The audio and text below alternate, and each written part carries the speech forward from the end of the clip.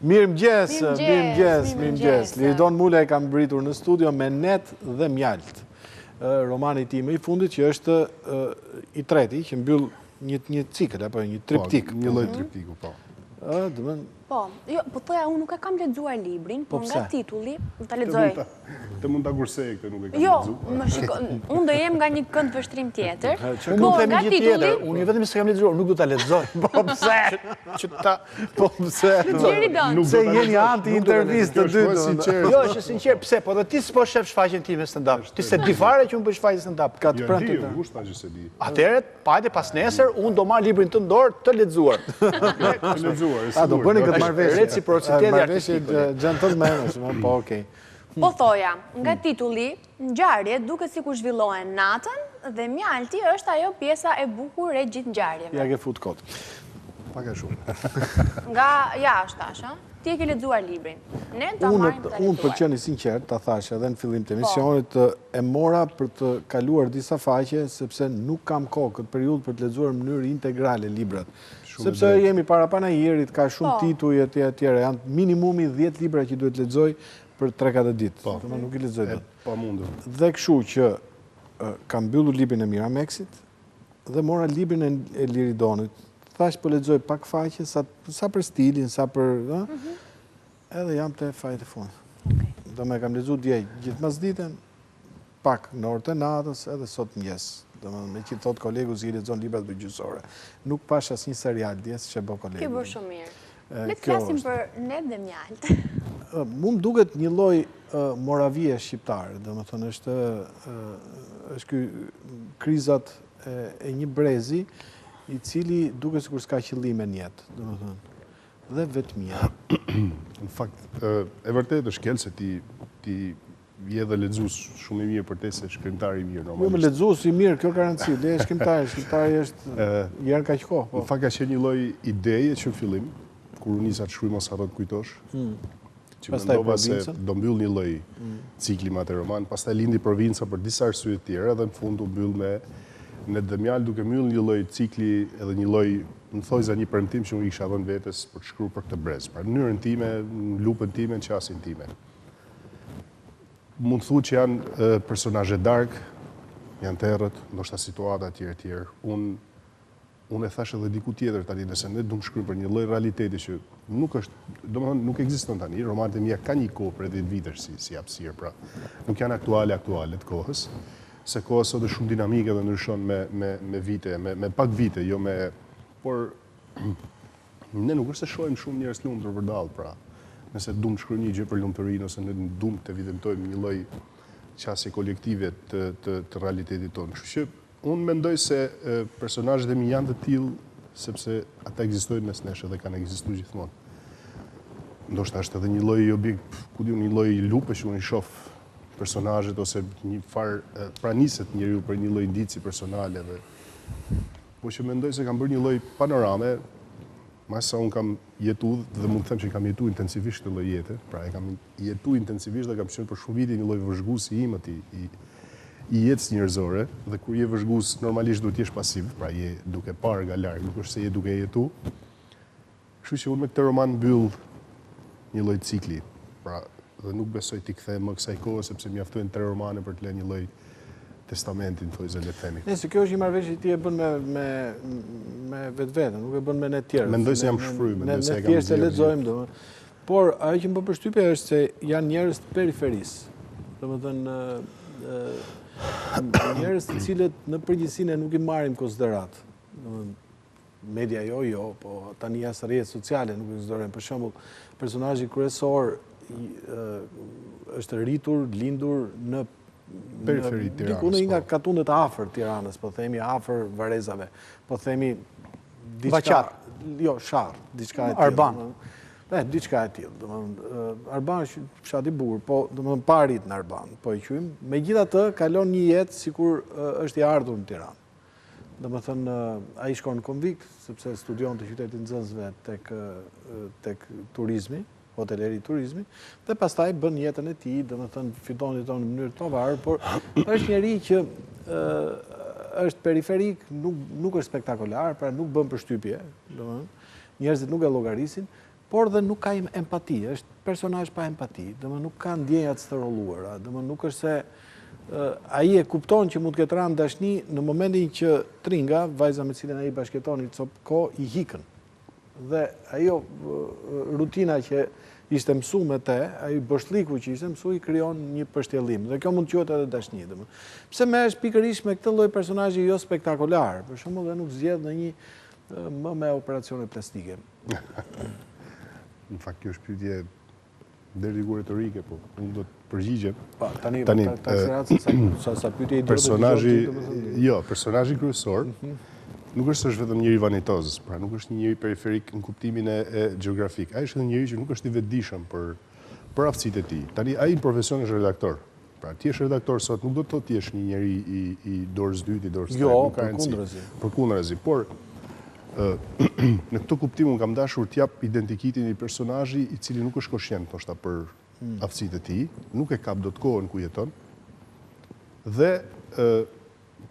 qëllimi im ka qenë t'jap një qasje deri diku një personi pak antipatik.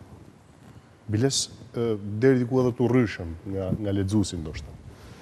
Sepse ai është një njeri që gjithmonë pra lidhet me Tringën, dhe Tringën ai e pat një dhe nuk dit ta mbajti, siç ka dhe profesionin, siç ka dhe shumë tjera, pse ka dhe një familje të mirë ai në libër, pra nuk është një familje që është degraduar etj etj dhe ky është produkti i saj.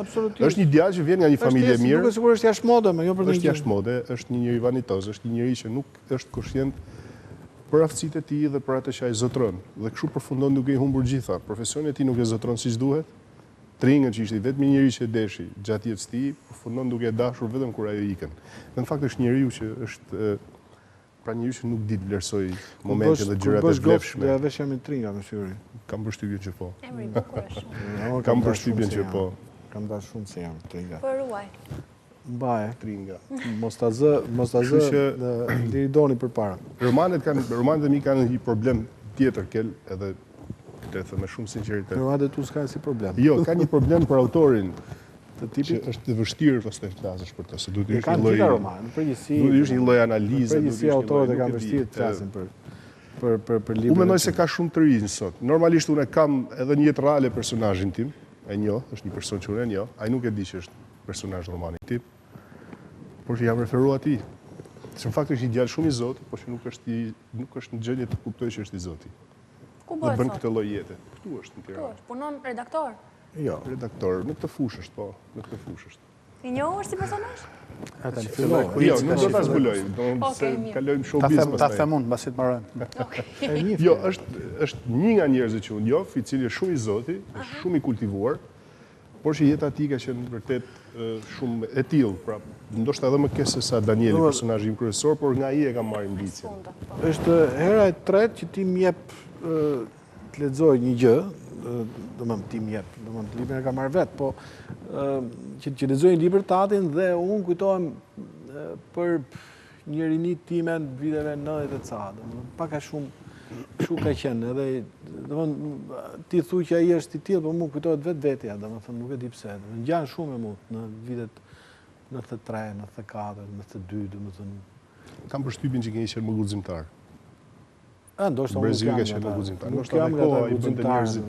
Nuk jam nga ata. Ndoshta koha e tillë i bënte njerëzit më të guximshëm, vinin nga një diktaturë. Zakonisht është një lloj personazhi që për të fshehur frikrat e veta dhe mbi gjitha dështimet e veta, bënte kështu si tip domethënë pinte në një gjë, domethënë si tip që e kishte zgjedh vetmi, ke parasysh. Okej. Një lloj mediokri, mirë theti, vanitos. Dhe edhe ky lloj personazhi mua e ke shkruar shumë mirë librin. Libri është mirë, pavarësisht se stilin e ke të bardh, domethënë nuk para ke figura letrare, etj, rrëfimi jot është i vazhdueshëm. Ndoshta çështja e stilit. Duket linear në fillim, por është shumë i rrjedhshëm, është. Po duke qenë se libri vetë është ngarkuar me ndjenja, me përjetime, nuk kam dashur ta ngarkoj ndoshta edhe nga ana gjyqësore, ndoshta është në çështje stili, unë nuk di ndoshta të shkruaj me figuracione, me fjalë të. Ato se di ti. Jo, ndoshta është një gjuhë që unë e kërkoj vetë, pra këtë lloj gjuhë për të shkruar, unë e kërkoj vetë. Tani sot fillon Panairi, domethënë. Sot fillon. Ti je aty Panair. Po unë jam librat e mia janë gjithkohës e sigurt, unë do jem të premten në orën 11, kam një takim aty në stendën e Onufrit, që është një orari përcaktuar, në sensin për qenë me lexuesit, po jo i domosdoshëm, për qenë vetëm atë ditë, ne mund të jemi edhe në ditë tjera. Në fakt unë panajirë nuk e pres kurrë për të bërë këto promovimet e mëdha, këto takimet e mëdha etj. Unë gjithmonë i bëj më përpara. Mirë. Pak më personale, pak më le të them intime. Panajiri pastaj është një zhurmë e madhe, është një festë e madhe, ka gjitha bashkë. Është një mënyrë për të qenë sa më afër. Por që librat e mi janë aty gjithkohës, jo vetëm Nedhë dhe Mjalë, po dhe 2 romane tjera para këtij, Stendën e botimeve Ti ke Onufri. botuar gjitha me Onufrin? 3 romanet e fundit, po. 3 romanet e fundit, po. Domthonë, pra jetë tek do jeshte Onufri. Tek Onufri, po. Që është tend shumë e rëndësishme. Nërsa sigur që mu do më gjenit prente në orë 11, pra, atë ditë do jem. Paradite. Paradite. Ke planet tjera tani se ke bërë një promovim në e bërë javës si shkoj? Po, në Tiranë. Unë isha në Itali, domethënë po prandaj serdha se doja ta merr librin dhe letër. Po ta marr sot librin letër. Po, do ta marr shpatjetër. Po ke plane tjera për promovime, për gjëra? Në fakt, unë kam plane, goxha këtë, pakte me këtë roman duhet shkoj t'i takoj njerëzit nga afër. Duhet flas me ta nga afër për të. Nuk e di, me romanin para këtij Provinca nuk e kam bërë. Pse? Edhe çuditërisht nuk e di pse se kam bërë, se unë jam njëri aktiv komunikimit, njerëzit i duhet tjerë. Ti ke organizuar takime për tjerët, jo më. Kam organizuar pafund, po t'jemi sinqert me ty tani, sigur po domethënë sigur ka humbur një lloj emocioni tani. Ne I bëjmë këto librat, po ndoshta ka të bëjë unë. Unë kam shumë frikë flas për librat e mi. Kam dhe drojt flas për librat e mi, po dhe di ndonjëherë edhe qartë të them se njerëzit janë shumë kuriozë, do të pyesin etj. Dhe I kam shmang këto gjëra, të them drejtën. Tek provincat nuk doja takime me njerëz. Për këtë arsye. Normalisht njerëzit janë kuriozë. Jo turp, nuk kam turp, po kam një lloj droje të bëj një analizë librit tim, sepse ata normalisht do të pyesin jo vetëm si e ndërtove këtë histori, si u bazove. Po, nga të erdhi, e kupton, janë shumë pyetje të sikletshme që unë mundohem gjithmonë t'i shmangem. Po të Nedhë dhe Mjalë, për shembull, e trajton këtë pjesë. Ndjej vetëm këtë punën e turpit. Neveris për veten. Turpi dhe neveria për veten. Personazhi I ka gjithkohës. Dhe që e ka gjithë secili, nuk e ka vetëm një personazh, domethënë. Në një farë mënyrë është ajo. Mund vjezor për shembull të flas për gjërat e mia, domethënë e shmang bisedat e etj. Veçanërisht për librat e mi ndodh. Edhe ndoshta ky ka qenë arsye për provincën nuk kam bërë asnjë takim. Po për këtë do bësh. Për këtë them se do bëj. Jam në Shkodër të hënën që vjen tek Arka. Sa mirë. Jam në Durrës pastaj në fund muajit, në Prishtinë do jem fillim dhjetori. Shiko, takimet me shkrimtarët shërbejnë vetëm për një arsye. Unë kam kuptuar, po doni ju them, se ndoshta duket që e guximshme. Atëherë, në përgjithësi, takimet me shkrimtarët janë njerëz, janë lexues, dhe lexojnë vetëm për një arsye, që të bëhen ata shkrimtar, duke u takuar me shkrimtarin, duan të kuptojnë çka ka ky më shumë se unë që unë s'po shkruaj dot më vëlla, ky shkruan ky. S'ka ki poshtë. Nuk është i poshtë, është I vërtetë. Po duash, më thua. Edi ka drejtë, ka drejtë. Si ka drejtë? Jo, ka drejtë. Ata e dyjsoj, domethënë ka mundësi, Unë kur ikim para promovimit të librash për të takuar autor, për shembull, librin e Kelit unë lexoj gjithmonë, dhe nuk kam arsye për ta takuar me të drejtën kur bën provovime fare. Po ka shumë libra, çka ka pas për të thënë ka thënë. Jo, unë e lidh gjithmonë autorin me librin dhe unë gjithmonë autorëve dhe shkrimtarëve të mëdhenj botror, unë ju lexoj gjithmonë intervistat, ju lexoj gjithmonë eset, kryesisht eset, për të kuptuar se si është këndvështrimi I tyre për te librit. Dhe normalisht edhe vetë si shkrimtar dhe gazetar I kulturës, unë përpiqem bisedat me shkrimtarë I bëj gjithmonë jashtë librit të tij. Pra kur e ftoj një shkrimtar në një panel, e cek shumë pak librat e tij sa mua më intereson. Më duket e drejtë, Çështje politike, shoqërore etj. Dhe ndoshta kjo mund të jetë një arsye pse shkojnë takime shkrimtar për të kuptuar se si e kanë për te librit, pa librin unë e kam lexuar dhe s'ka asnjë pyetje më për të. Pikërisht, çfarë ke pas për të thënë për librin I ke thënë në libër. Po problemi tjetër është pastaj që njerëzit pyesin vetëm për librin e ky është problem. Sepse çdo njeri kur lexon një libër, veçanërisht kur një libër I pëlqen, përfiton një lloj entuziazmi. Pastaj ta kam thënë 150 milion herë, që libri është proces. Okej, 149. Është proces krijimi, domethënë siç e lexon ti, nuk e lexoj unë. Po ty stand-up komedit vetë shkruan apo? Vetë ke shkruar gjithë. A do shkosh të premten në Jo, Edi ka një problem se na I bën dhe nëpër institucione shtetërore tani. Në përhollë e kryeministri.